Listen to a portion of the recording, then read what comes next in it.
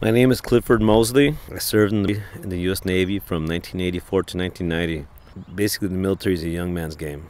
I was 17 when I went in, and almost all my friends were all 17, 18, 19 years old. And by the time you're 20s, you're considered an old man.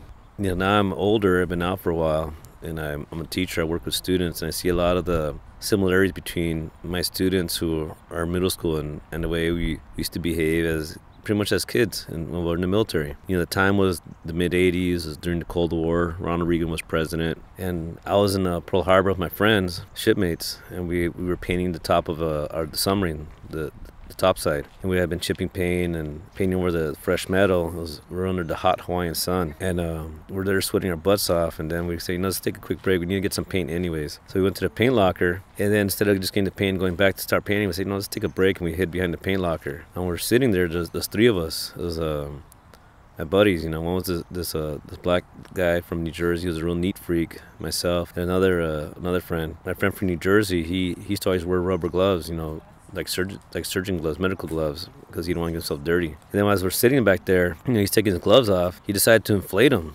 We weren't even talking. We were just like trying to, be in the shade and out of the sun and take a few minutes break. And then he fills up. He decides to blow one of the gloves up, and kids do. So he filled it up, and his fingers sticking out, and he tied off the end. So he passes it to me. I'm in the middle, and I'm looking at it. I start painting his glove black, and then I pass it down when I'm done painting it. I pass it to my other friend, and then he had been drinking a soda, and he decides to tie the soda to the bottom of the glove, and then he passes it back to me. We're looking at it, so I was like, oh, well, we're done.